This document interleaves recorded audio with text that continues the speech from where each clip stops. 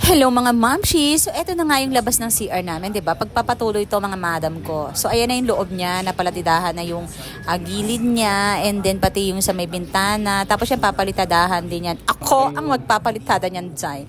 Tapos mga mamshi, yan, sinusukatan ni Daddy Christian yung ating inodoro. Yung inodoro pala na napili namin is yung ganyan, di flash. Tapos kukonect na lang yan dun sa may kulay blue. So, siya na bahala dyan dahil hindi ko naman yan alam, Zay, 'di ba? Oh, ang ganda, no? Masyado bang mataas.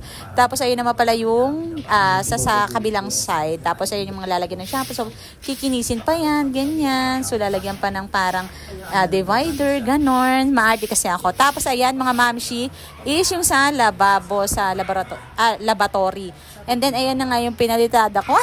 Diba? Ano ba yarn? So ayan siya. Ako dyan, hoy, marunong ako mga ma'am siya.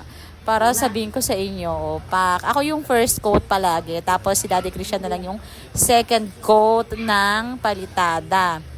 Pero marunong din naman ako magpantay-pantay, ganon. So, ayan na nga mga ma'am. Tapos mamaya is, kasi nung mga nakaraang video pa to eh. So, mamaya magsisimba kasi Saturday, yung parang Black Saturday kasi. So, ayan, umaten tayo ng mass. Kinumpleto natin yung Triduum, yung Friday, Saturday, at saka Sunday. Very, very important. And ayan naman si Kuya, siya munang bahala sa ating pagluluto, no?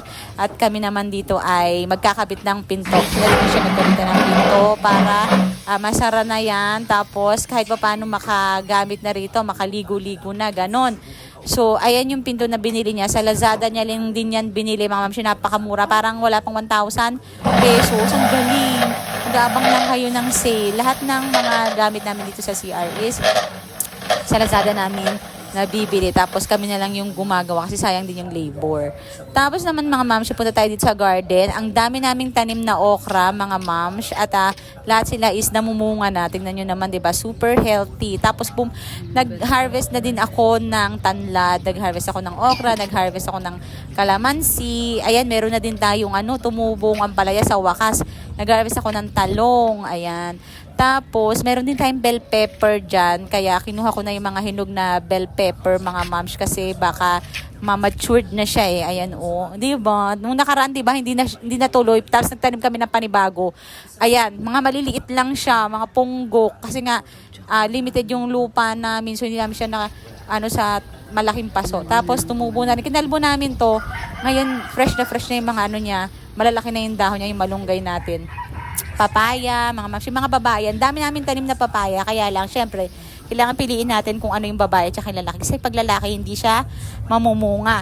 And eto na yung mga cuttings na binili ko. Mga cuttings na hiningi ko dyan sa may ibanag. At saka bigay ni Pecky ay namumulaklak na yung iba. Mga bugambilya yan, mga mamshi. Iba-iba yung bulaklak niya. May yellow, may puti, merong violet, merong pula, may pink. So, sana lahat sila mamulaklak.